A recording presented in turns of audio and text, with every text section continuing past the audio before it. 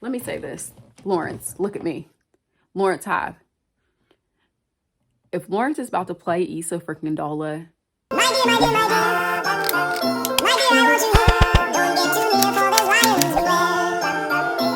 welcome back to my channel. Welcome if this is your first time. We are doing a recap and review of Insecure. I am so excited. This is undoubtedly my favorite episode of the season. I have so many thoughts and feelings. This is the type of episode that made me fall in love with Insecure. So let's get straight into it. This is episode 8 of season 4, Lowkey Happy. So we pick up with Lawrence being awkward in a bar. He's preparing. As we know, we saw it last week. He called somebody on the phone as he was leaving the airport when he bumped into Molly. And he said, hey, I want to talk to you about something. Can you meet up? So we saw in the previews, I say we, but I saw in the previews last week because I watched them, that who he was meeting up with was Issa. So we see Issa walk in. She's glowing. She looks beautiful. Issa does what Issa does best, and she trips and she falls flat on her face, which is such relatable content, especially when she wanted to stay there for a minute and just recoup. That I have done that so many times, and that's why I stand Issa, because she gets it. She gets me. They go over to the bar. The bar is like really crowded because apparently there was a Lizzo concert. They're trying to have like a conversation. He lets her know, like, you know, he just came back from San Francisco. It was either San Diego, San Francisco. I think it was San Francisco because that's like a tech valley. Anyways, comes back from San Francisco and he's saying he had like a couple job interviews there or whatever. He's just filling things out, had a couple job interviews out there. He mentions the block party and Issa's like, yeah, I killed that shit, which she did. Issa brings up Condola and she lets him know, like, I heard y'all broke up. And he's like, yeah, I figured you would have heard that. He says he bumped into Molly. She lets him know that her and Molly aren't friends at all. He's very shocked. And neither one of them wanted to talk about either of those things. It was very awkward. But they couldn't really have a conversation because Issa asked him, like, what did you want to talk to me about? And he couldn't really get to it because it was so loud. Like, people were bumping into them. They couldn't get to it. The manager ended up comping their meal because of Issa's, like, embarrassment. So they decided to move to a different location. So when they get outside, basically, he's, like, mentioning a Latin restaurant that I guess they had always wanted to go to. And basically, he's like, how did you ever get a chance? Issa kind of doesn't answer, I don't think. Or she gives the illusion that she had never went. So he calls at Uber. He gets Uber Black. Like, this whole episode, Lawrence is, like, trying to prove a point to Issa. Like, he got his shit together. So they get inside of this Uber Black. They have a chatty patty driver. They're like, she's trying to have a conversation with them. They're, like, kind of messing around. She's alluding to maybe this is their first date. They're like, no, we've been together. And then I don't even remember how they brought it up, but he was like, no, actually I bought a ring or whatever. But you don't know if he's just joking or just going around, if he's just like going along with it, or if he really bought like a ring for Issa. So if you remember, they did go like ring shopping or whatever, like a couple seasons back when they were a thing. But anyways, so that was like a funny moment in the car. And the thing is, you see this whole time, Lawrence and Issa just have like this awkward, nerdy chemistry. They were together, what, 4 or 5 years, I believe. You just feel it when they're together. They understand each other's humor. They just have like a whole vibe about themselves. So it's just like so good to see them like in a good place. You know what I mean? They're just like in a good place. So they get to the Latin restaurant. Lawrence quickly figures out that Issa's been there before, and he's like, so you've been on some dates or whatever? And she's like, you know, explaining like it wasn't a big deal. He's like, you know, you have to explain nothing to me, like it is what it is. They take a seat or whatever. Issa's like ordering all this stuff off the menu. It's really cute. Okay, so they have a big talk, and I just want to say before I say all this is why I love this episode, because it was a dialogue that was important. I think it was relatable. I think that this episode was very minimalist. Like, there wasn't a bunch of other... We actually didn't see any of the other characters from the show at all. We didn't see any of them. We didn't hear from any of them. All it was Lawrence and Issa, like, sit down, talking it out. So Issa asked him, like, so what did you want to talk about? And then Lawrence is like, he didn't want to walk on eggshells, no tiptoeing, like, wanted to be straight, blunt with it. So basically, he comes straight out and says, like, I've been thinking about us, like, what would have happened if we stay together? Like, do I just quit things too soon? Like, what happened? And Issa admits that, yeah, like, I wish you didn't give up on us either. And he just comes straight out and asks her, like, what was it about Daniel? Or would it have been like any other guy? And Issa tells him, like, no, it wouldn't have just been any other dude. That's not what it's about. And that's not necessarily makes it better that, like, it was special that it was Daniel. But she just lets him know that, like, Daniel basically came around and gave her attention at a time when Lawrence wasn't paying her any attention. She wasn't feeling the love of the relationship. And she acknowledges what she did was wrong, but she's explaining to him the place that she came from with it. So basically, they are very vulnerable and honest with each other. Issa basically lets him know, like, for like a whole year, during their relationship falling apart, she used to just drive around after work just so she wouldn't have to come home because they were so unhappy together. And I know what that's like, and it's hard, and it's like all of this was so relatable. And she was just saying, like, he didn't want to talk to her, touch her. She didn't feel loved. He didn't want to have sex with her. Like, she was feeling really, really neglected. And that's where I'm not excusing what Issa did, but she's giving context to how they got to that place. So Lawrence kind of gives a background on, like, where he was at with it. He was saying, he was watching her get up and go to work every day, and he didn't have a job. He didn't have nowhere to go, and he was just so down on himself. He said he thought about moving home, but he was like, that wasn't going to make him any happier. And Issa was like, I didn't know you felt like that. And they were like, why didn't we talk to each other? And see, that's the thing. That's why communication is so important. But it's also very hard. I knew, it's like, the thing is, they were giving each other raw and, like, vulnerable answers. But I know what it's like to have a serious conversation with the ex, and it doesn't matter. I don't feel like any answer is going to make you feel it. You think you're going to get closure, but you can only give yourself closure. You cannot look to someone else for closure. So Issa asks him, like, did you really buy a ring? And he admits that, yes, he did buy a ring. Like, they were in a good place. He thought like they were working on things before all that Daniel stuff happened. He was like, it felt like you wanted to blow it up on purpose. And she was like, no, I didn't do it on purpose. But there was a part of me that felt like, yeah, we're working on things, but they're probably just going to go back to how they were. And he was like, to be honest, he admitted that, like, with Issa cheating on him, he was able to shift all of the blame to Issa and not take any accountability to where the relationship was, because he could say, oh, you cheated, you're a horrible person, you're fucked up. When it's like, yeah, all of that's true, but you aren't making the relationship any better. So Issa, I don't know at what point in the conversation, Issa basically says, I'm going to head to the bathroom. So as she goes to the bathroom, Lawrence gets a text from motherfucking Condola. And let me say this. First of all, there were so many times in this episode, because it was so triggering to me, I like had to pause it and walk away, because the message was basically like, hey, I was checking in with you. Are you sure about Tuesday? Is there any way we could meet up tonight? So that, in that moment, let me know, first of all, we don't even know that who he was calling from the airport was Issa. It could have been Condola. Lawrence could have been calling Condola first. They set up their date, and then he wanted to talk to Issa. We don't know. I don't know yet. But that's kind of the vibe that I'm getting. And it's like, what is Lawrence doing here? Is he like what are you doing? So they leave the restaurant. They're outside laughing and joking, and they bump into TSA Bay. TSA Bay comes up. He's all happy to see Issa. Issa's like, please, please, please don't expose me. Don't expose me right now. And TSA Bay, he's with this cute girl. I think she had braces. I get it. TSA bays with this girl, and Lawrence asked, like, how do y'all know each other? Because Issa wasn't even trying to give him no hug, and he was like, girl, we know each other. Like, you gonna hug me?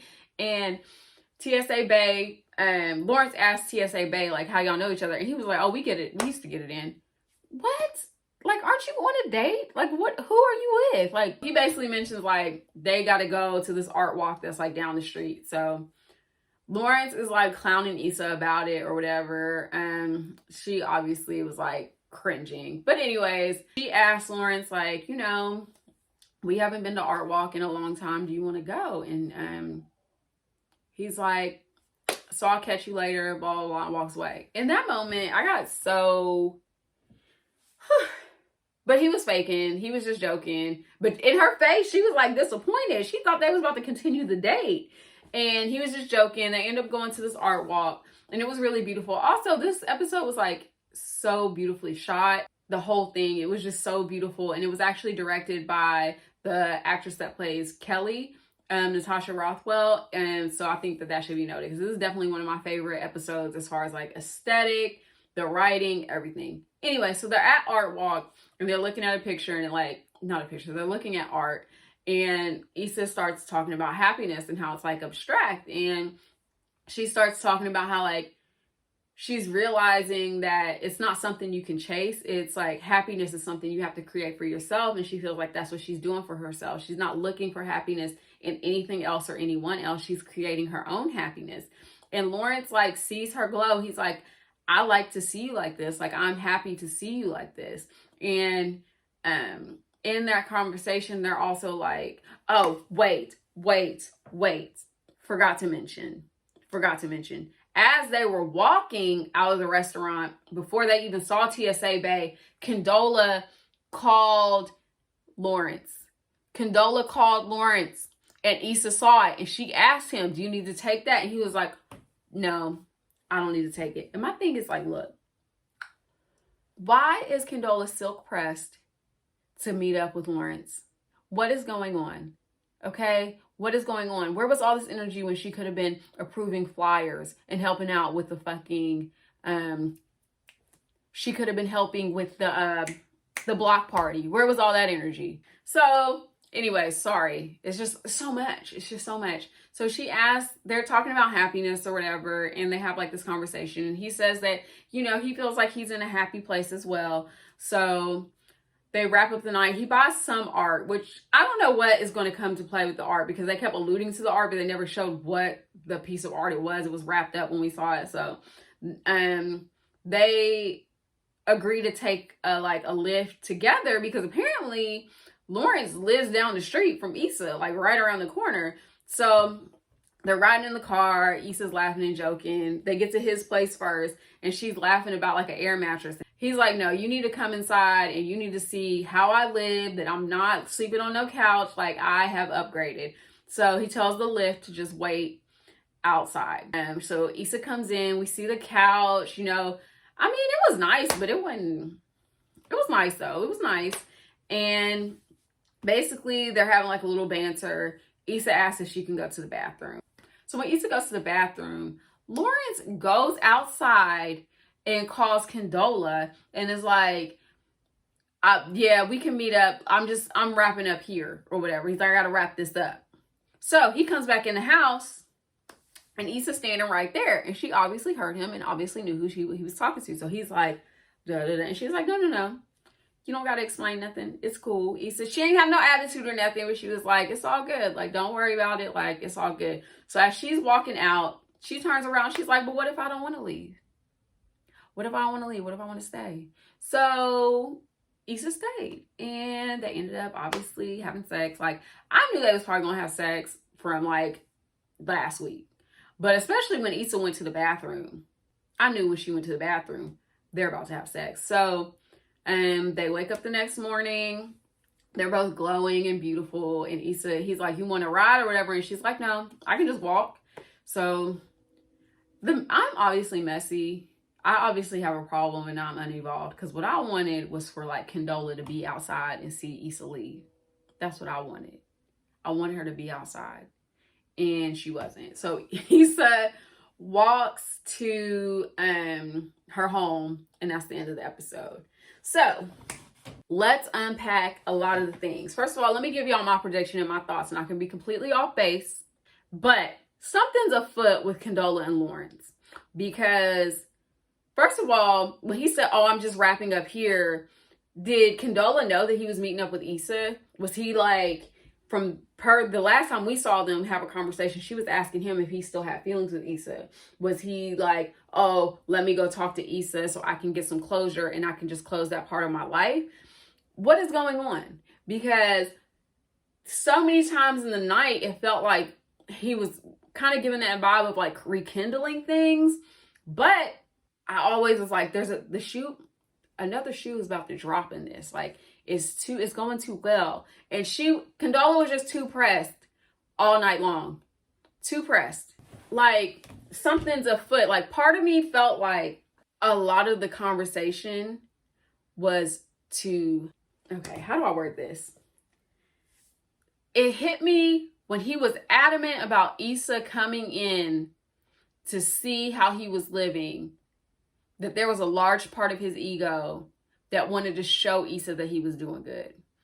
When he was adamant about her coming in to see how he was living, something in my brain said, that's why he got that Uber Black, like Lyft or whatever, Lyft XL, whatever luxury riding service he got, because it wasn't necessary. But all of that was like, maybe Lawrence is just hitting up Issa just to know that he can. And now maybe I'm just coming from a dark place. Maybe I'm off base.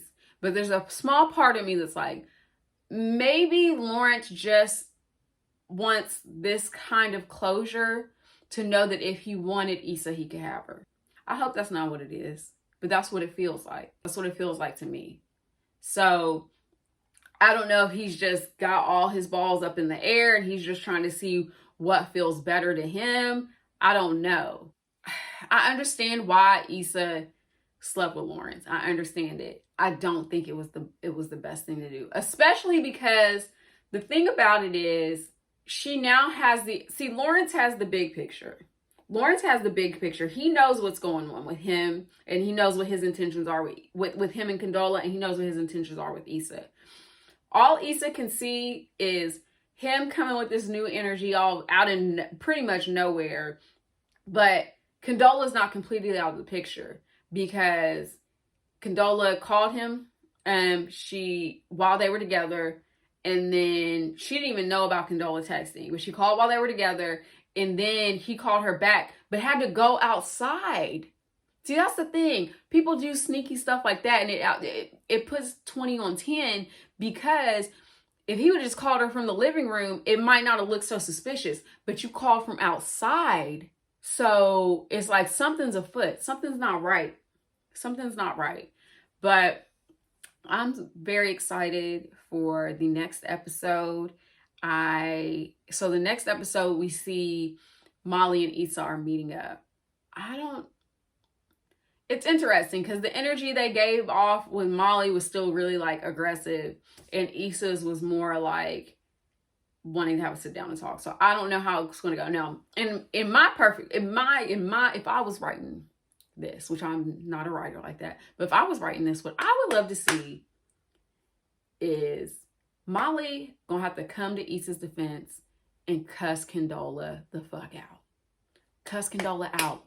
She deserves it. Condola deserves it, because she did Issa wrong. She did Issa wrong, okay?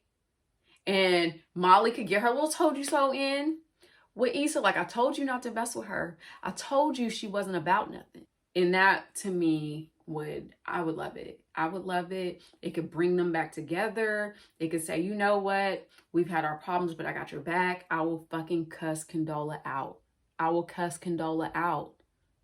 Okay? All that anger and aggression I had towards you, we can direct it towards Condola, because Condola deserves it, because there's something wicked afoot. I really appreciated this episode. I know my energy was a little different. It's late. Normally I wait till like the next day, but it's late. What time is it? It's almost 1 a.m.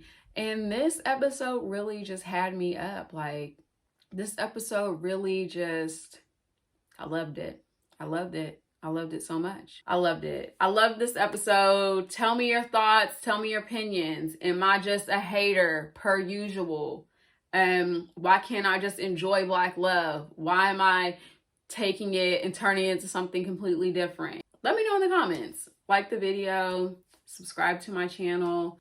You can listen to my podcast, Chicken Soup for the Hot Girl Soul, on Spotify and Apple Podcasts. You can listen to my family podcast, which is called Real Sisters Podcast. You can follow me on pretty much all the social media platforms as Ugly Witty.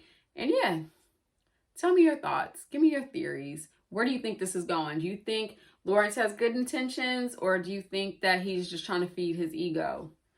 You know, let me know. Bye.